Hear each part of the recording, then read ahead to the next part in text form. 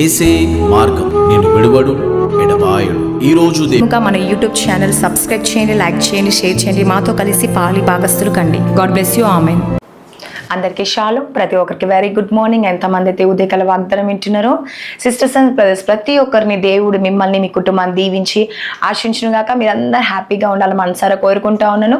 ఎంతోమంది అయితే ఉదయకాల వాగ్దానం వింటున్నారో ప్రతి ఒక్కరు ఉదయకాలం దేవుడు మిమ్మల్ని ఎంతగానో ప్రేమిస్తూ కదండి మీరందరూ సంతోషంగా ఉంటున్నారని నేను నమ్ముతున్నాను, విశ్వసిస్తున్నాను. ఎందుకంటే ఆ దేవాది దేవుడు ప్రతిరోజు మనతో మాట్లాడుతూ ఉన్నాడు కదండి. దేవుడు మన జీవితంలో అనేక అద్భుతాలు జరిగిస్తూ ఉన్నాడు, అనేక ఆశ్చర్యాలు జరిగించే దేవుడు అండి. ఈరోజు నీ పరిస్థితి దేవుడు మార్చే దేవుడు, నీ స్థితిని దేవుడు మార్చే దేవుడు కదండి. హల్లెలూయా. కాబట్టి ఈరోజు మరి చూడండి, మనం ఒక శత్రువు కదండి మన వెంబడిస్తూ ఉంటాడు కదండి. ఆ శత్రువు ఎన్నో రకాలుగా పనిచేస్తూ ఉంటాడు. మరి ఆ శత్రువు కొరకు ఇది కూడా చూసుకుందాం, ప్రార్థించుకుందాం.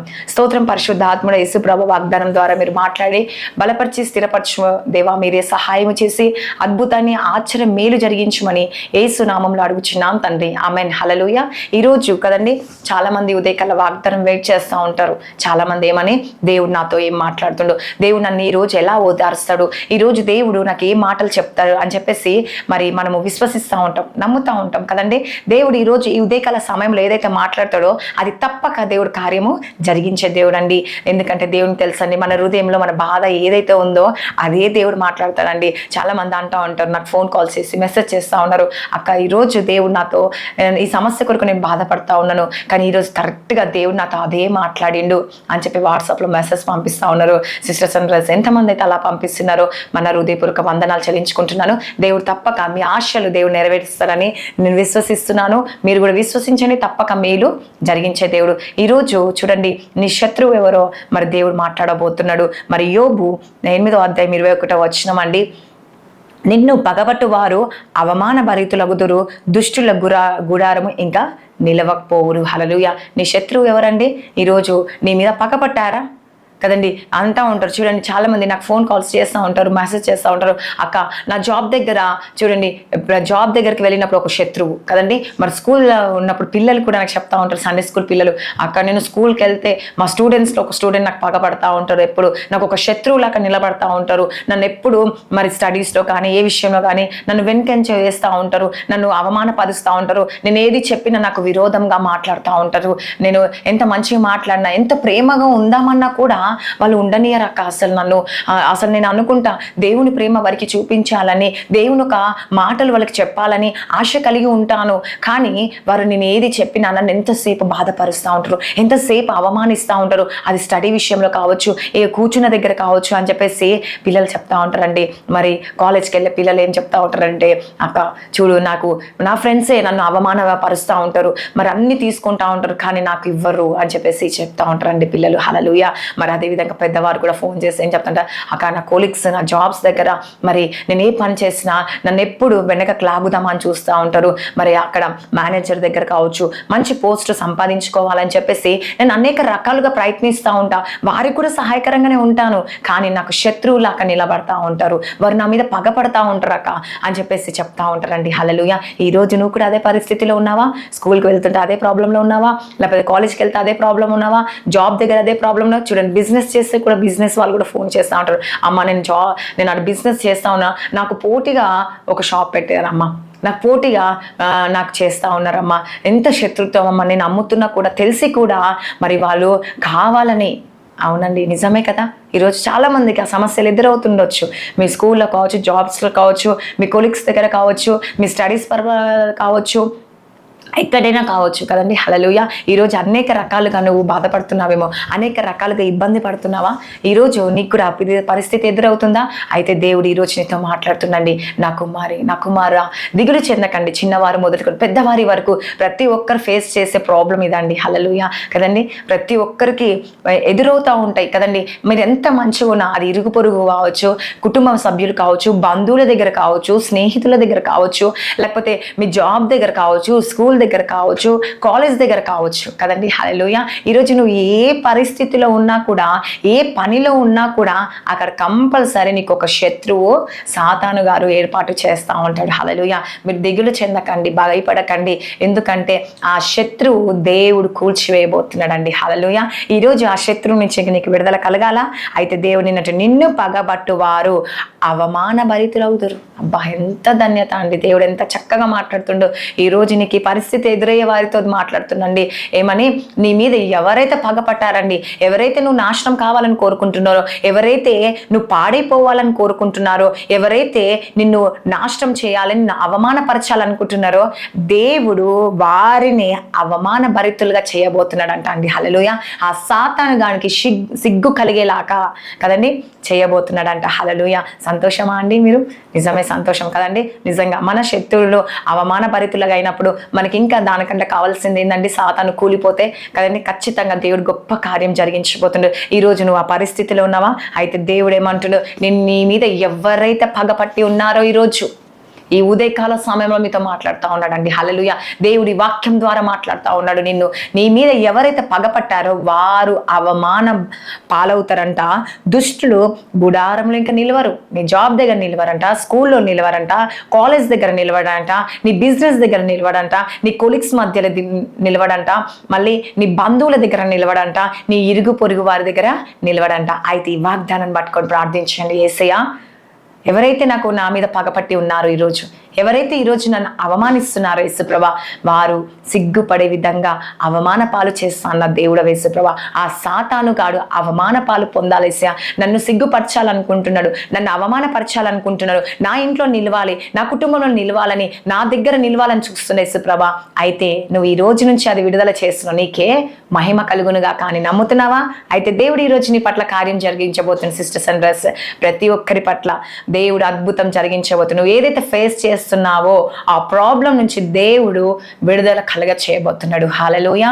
నిజమండి. నమ్ముతుంటే, విశ్వాసం కలిగి ఉన్నప్పుడు దేవుడు ఖచ్చితంగా కార్యం జరిగిస్తాడు. ఎందుకంటే నువ్వు నమ్మడం వల్ల నీ విశ్వాసాన్ని దేవుడు చూసి నీకు కార్యం జరిగిస్తాడంట, నీకు అద్భుతం జరిగిస్తాడంట. నీ పట్ల ఆలోచనకర్త అండి. దేవుడు ప్రేమగా నిన్ను ఆదరించాలని, ఆదుకోవాలని చూస్తూ ఉన్నాడు. కాబట్టి ఎంతమంది అయితే ఉదయకాల వాగ్దానం వింటున్నారో సిస్టర్స్ అండ్ బ్రదర్స్, ప్రతి ఒక్కరి పట్ల దేవుడు అద్భుతాన్ని జరిగించబోతున్నాడు. నా కుమారి, నా కుమారుడా, దిగులు చెందకు, భయపడకని దేవుడు సెలవిస్తూ ఉన్నాడండి. నీ పగవారి ఎదుట నిన్ను సిగ్గుపడనీయను, నీకు ఘనతను, మంచి పేరు నేను తెలియబోతున్నానని దేవుడు సెలవిస్తూ ఉన్నాడు. నీ కుటుంబంలో నిలవకుండా చేస్తాడంట, నీ హృదయంలో నిలవకుండా చేస్తాడంట, నీ దాపులకు కూడా నిలవలేదంట అండి. అందుకే చూడండి, దుష్టుడు గుడారంలో ఇంకా నిలవడు. అంటే గుడారం అంటే ఏందండి? మన ఇల్లు కదండి. మన ఇంట్లో కూడా సాతాను పంపిస్తూ ఉంటుంది కదండి. మన బంధువుల ద్వారానో, స్నేహితుల ద్వారానో, ఇరుగు పొరుగు ద్వారానో ఇంటికి వచ్చి మరి అవమానించిపోయేవారు ఉన్నారండి ఈ రోజుల్లో. నీ బ్రతికింతే, నీ జీవితం ఇంతే, నీ లైఫ్ ఇంతే, నువ్వు దేనికి పనికిరావు, నువ్వు దేనికి ఉండవు అని చెప్పేసి మన ఇంట్లోకి వచ్చి మననే దూషించేవారు ఉన్నారండి చాలా మంది కదండి. హల్లెలూయా. అలాంటి వారిని ఇంటికి కూడా రానియడంట అండి దేవుడు. ఎంత సంతోషం అండి. ఎంత చక్కగా దేవుడు మాట్లాడుతున్నాడు చూడండి. అంటే దేవుడు ఎంతగా మిమ్మల్ని ప్రేమిస్తా ఉన్నాడు, ఎంతగా మిమ్మల్ని ఓదార్చడానికి. నీ ఒంటరి జీవితంలో నువ్వు బాధపడుతున్నావేమో, అయితే అలా వచ్చి దూషించినప్పుడు, అవమానపరిచినప్పుడు నువ్వు సిగ్గుపడుతున్నావా, నువ్వు అవమాన పాలవుతున్నావు అని ఫీల్ అవుతున్నావా, లేకపోతే ఒంటరితనంగా ఫీల్ అవుతున్నావేమో. అయితే దేవుడు ఈరోజు నీతో మాట్లాడుతున్నా, కుమారి, నా కుమారుడా, దిగులు చెందకు, ఇంకా నీ ఎదుట వారు నిలవలేరు. ఆమేన్. నమ్ముతున్నావా? అయితే ఖచ్చితంగా విశ్వసించండి. చూడండి, బైబిల్లో వాగ్దానాలు ఆమెన్ అని ఎందుకు పలుకుతాడంటే, దేవుడు అవి జరుగునుగా కానీ ఎందుకు అంటాడంటే అది నెరవేరాలని. కాబట్టి ఈ వాగ్దానం వింటూ నువ్వు కూడా అవును యేసయ్య, ఆమేన్ అని చెప్పండి, జరుగునుగా కానీ చెప్పండి. ఖచ్చితంగా నీ పట్ల జరిగించబోతున్నాడు దేవుడు. ఈరోజు నువ్వు జాబ్ దగ్గర నీ ఇబ్బందులు తొలగిపోబోతున్నాయి, నీ లైఫ్లో నీ ఇబ్బందులు తొలగిపోతున్నాయి, నీ కుటుంబంలో నీ ఇబ్బందులు తొలగిపోతున్నాయి, నీ పొరుగు వారి ఎదుట నీ ఇబ్బందులు తొలగిపోతున్నాయి అండి.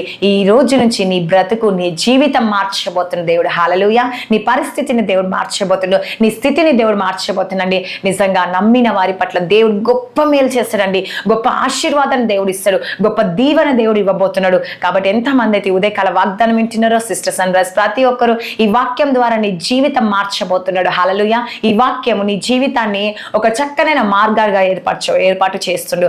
దేవుని శత్రువులను మిత్రులుగా మార్చబోతుందండి. హల్లెలూయా. కాబట్టి ఏ విషయంలో నువ్వు చింతిస్తున్నావు, ఏ విషయంలో బాధపడుతున్నావో దేవునికి తెలుసు. కాబట్టి ఈ రోజు దేవుడు నీతో మాట్లాడుతూ ఉన్నాడు. కాబట్టి దిగులు చెందకండి, భయపడకండి.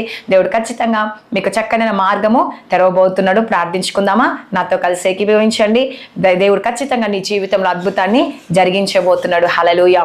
స్తోత్రం పరిశుద్ధాత్ముడా యేసుప్రభా. దేవా, ఈ వాక్యం ద్వారా నువ్వు మాట్లాడినందుకు నీకు వందనాలు యేసుప్రభా. నీకే స్తుతులు స్తోత్రములు యేసుప్రభా. నిజముగా మా శత్రువు మాతోనే ఉంటాడు యేసుప్రభా. ఎప్పుడు మమ్మల్ని కృంగతీయాలి, ఎప్పుడు మమ్మల్ని అవమానపరచాలి, ఎప్పుడు మమ్మల్ని కృంగతీయాలని చూస్తూ ఉంటాడు యేసుప్రభా. కానీ నువ్వు అలా చేసే దేవుడు కాదు యేసుప్రభా. మా కష్టము, మా బాధ, మా దుఃఖము, మా వేదన నీకు తెలుసు. మా దేవా, మేము ఎంత దుఃఖపడుతున్నామో నీకు తెలుసు యేసుప్రభా. నిజంగా దేవా, ఎంతమంది నైనా ఈ వాక్యం వింటున్నారు యేసుప్రభా. వారి జీవితాన్ని మార్చండి, వాళ్ళ పరిస్థితులను మార్చండి యేసుప్రభా. నిజంగా చాలా మంది ఫేస్ చేస్తూ ఉంటారు, ఫోన్ కాల్స్ చేస్తూ ఉన్నారు ఏసయ్య. పిల్లలు కావచ్చు, పెద్దవాళ్ళు కావచ్చు, యవనస్తులు కావచ్చు ఏసయ్య, మరి బిజినెస్ చేసే వాళ్ళు కావచ్చు యేసుప్రభా. ప్రతి ఒక్క దగ్గర, జాబ్ దగ్గర, కుటుంబంలో, ఇరుగు పొరుగు ప్రతి ఒక్క దగ్గర ఎదురయ్యే సమస్య నీకు తెలుసు యేసుప్రభా. దేవా, ఈ రోజు నుంచి వారు సిగ్గుపడకుండా, అవమాన పాలు కాకుండా, వారి గుడారంలో ఆ సాతాను నిలవకుండా చేయండి యేసుప్రభా. నువ్వే సహాయము దయచండి, అద్భుతాన్ని ఆచరణ మేలు జరిగించండి ఏసయ్య. ఈ వాగ్దానాన్ని వాళ్ళ జీవితంలో నెరవేర్చండి యేసుప్రభా. మరి అదేవిధంగా ఎంతమంది అయితే ఈరోజు మ్యారేజ్ డే జరుపుకుంటున్నారో, బర్త్డే జరుపుకుంటున్నాను, ఈ సంవత్సరం అంతా వారిని బ్లెస్ చేయండి, దీవించండి, ఆశీర్వించండి ఏసయ్య. వారి స్థితి గతులను మార్చండి యేసుప్రభా. వాళ్ళ పరిస్థితులు మార్చండి, ప్రేమ అనురాగం పెట్టండి ఏసయ్య. నీ యొక్క ఆశీర్వాదం ఈ సంవత్సరం అంతా వారికి దయచేయండి యేసుప్రభా. మీరే కార్యం చేయండి, అద్భుతం జరిగించండి, ఆచరణ జరిగించండి యేసుప్రభా. ప్రతి శోధన, ప్రతి వేదన కొట్టివేయండి యేసుప్రభా. వారి పరిస్థితులు మార్చండి ఏసయ్య, వారి స్థితిని మార్చండి ఏసయ్య. మీరే కార్యాలు జరిగించండి యేసుప్రభా. ఈ రోజు ఎంతమంది అయితే సంఘాలలో కూడా బాధపడుతున్నారేమో, వాళ్ళ సంఘాలను కూడా జ్ఞాపకం చేసుకోండి. ఆ సంఘాలు ఎదురయ్యే అవమానాలను కొట్టివేయండి యేసుప్రభా. ఎంతో మంది కాపర్లు కూడా యేసుప్రభా, నాకు విశ్వాసులు కూడా ఏవో సమస్యలు ఎదుర్కొంటున్నారు ఏసయ్య. ఆ సమస్యలన్నిటి నుంచి విడిపించండి యేసుప్రభా. మీరే అద్భుతాన్ని ఆచరణ మేలు జరిగించండి ఏసయ్య. నైనా కార్యాలు జరిగించండి యేసుప్రభా. నువ్వే సహాయము చేయండి. ఐసీలో ఉన్నవారు, అనేక రోగాలతో బాధపడుతున్న వారిని కూడా స్వస్థత విడుదల కలిగించండి యేసుప్రభా. ఎంతమంది స్కూల్స్, జాబ్ రాకపోకల ప్రయాణంలో తోడుగండి యేసుప్రభా. నన్ను ఐసీలో ఉన్న స్వస్థపరచండి యేసుప్రభా.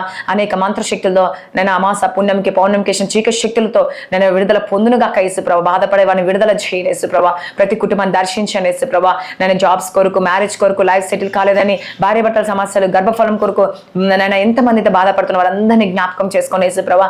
నన్ను నువ్వే సహాయము దయచండి యేసుప్రభా. నైనా దేవా, విడిపోయిన వారిని జతపరచండి యేసుప్రభా. నైనా కష్టాల్లో ఉన్నవారు, బాధల్లో ఉన్న, అప్పుల్లో ఉన్నవారు, వేదనలో ఉన్న, తాగుడికి, వ్యసనాలకి, వ్యభిచారానికి, ఈ లోక మత్తులకు బానిసైన వారందరినీ విడిపించి నువ్వే అద్భుతాన్ని ఆశ్చర్య మేలు జరిగించి వారి కుటుంబాలన్నీ జ్ఞాపకం చేసుకొని ప్రతి హృదయాన్ని నైనా దేవ, గాయపడ్డ హృదయాన్ని బాగు చేయమని యేసుక్రీస్తు నామంలో అడుగుచున్నాను తండ్రి. Amen. God bless you. Praise the Lord అందరికీ.